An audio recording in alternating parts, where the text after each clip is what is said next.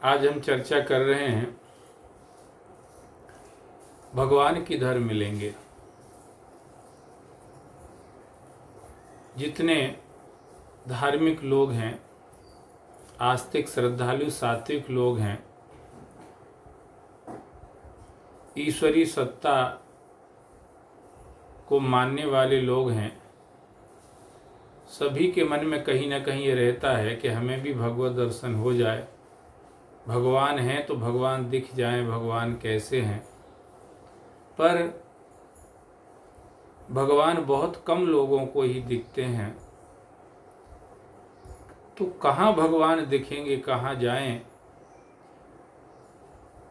एक संत पलटूदास जी महाराज का नाम सुना होगा। उनके मन में ऐसी ही लालसा जग गई, तो वो सब जगह घूमते फिरे,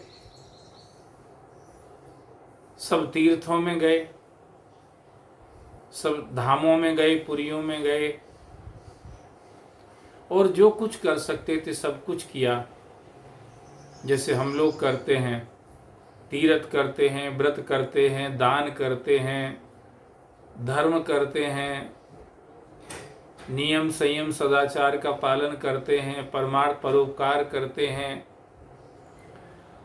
यम नियम आसन प्राणायाम प्रत्याहार धारणा ध्यान समाधि इत्यादि का आश्रय लेते हैं, और भी जो कुछ भी हमें कहीं से भी सुनने में आ जाता है सब कुछ करते हैं। पर इस सब के बाद भी भगवत दर्शन नहीं हो पाते हैं, तो फिर ये चीज़ मन में कहीं ना कहीं बनी रहती है, और कहीं ना कहीं कुछ निराशा का भाव भी आ जाता है कि हम सब कुछ अच्छा कर रहे हैं फिर भी भगवान का दर्शन नहीं हो रहा है। तो भगवान है भी कि नहीं है, दर्शन होते भी हैं कि नहीं होते हैं, भगवान दिखते भी हैं कि नहीं दिखते हैं, इस तरह की बातें मन में आने लग जाती हैं। ऐसे ही पलटूदास जी महाराज सब जगह गए, पर उनको कहीं भगवान का दर्शन नहीं हुआ। तो भगवान ने ये देखा कि इनकी दर्शन की लालसा है, तो उर प्रेरक रघुवंश विभूषण, भगवान तो सबके हृदय में रहते ही हैं, तो भगवान ने उनको अंदर से ही प्रेरणा करी और वो सत्संग में चले गए। और जब उन्होंने सत्संग के प्रसाद का पान किया तब उनको भगवत अनुभूति हुई, भगवत एहसास, भगवत साक्षात्कार हुआ, भगवत दर्शन हुआ। और तब पलटूदास जी महाराज ने कहा, सातपुरी हम देखिया, देखे चारों धाम, पलटू नाहक पचमरे, संतन में है राम। सब जगह भागते फिरे, सब कुछ किया, पर हमें कहीं भगवत दर्शन नहीं हुआ। पर जब हम सत्संग में गए, तो सत्संग में जाके जब हमने सत्संग का प्रसाद पाया, तब हमें भगवान समझ में आया और भगवान का दर्शन हमें हुआ। इससे ये लगता है कि भगवान का दर्शन अगर कभी किसी को कहीं होगा तो सत्संग के द्वारा ही होगा, और कोई रास्ता नहीं है।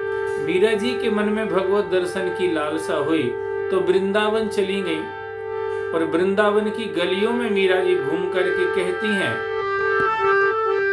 कोई कहियो रे हरि आवन की मन भावन की, कोई कहियो रे हरि आवन की। मीरा की लालसा पक्की थी, वो सच में चाहती थी कि मुझे भगवान का दर्शन हो, और भगवान समझ गए कि मीरा सच में मेरा दर्शन पाना चाहती है। तो भगवान ने क्या किया, एक सखी का रूप बनाया और मीरा के सामने आ गए। कहा, मीरा जिस तरह से तुम भटक रही हो ऐसे तो दर्शन नहीं होगा भगवान का। फिर कैसे होगा? बोले, चलो री सखी हरि गीत समागम, संगति संतन पावन की। हे सखी, सच में तुम चाहती हो भगवान का दर्शन हो, तो फिर इधर उधर भटकने से कोई फायदा नहीं है। चलो री सखी हरि गीत समागम, जहाँ सत्संग हो रहा हो वहां पर चलो, वहीं भगवत दर्शन होगा। और जैसे ही मीरा जी उस सखी के कहने से सत्संग में गई, और सत्संग में मीरा जी ने भगवान को जान लिया, भगवत दर्शन साक्षात्कार एहसास अनुभूति उनको हो गई। और मीरा जी मगन होकर के वो तो गली गली हरि गुण गाने लगी।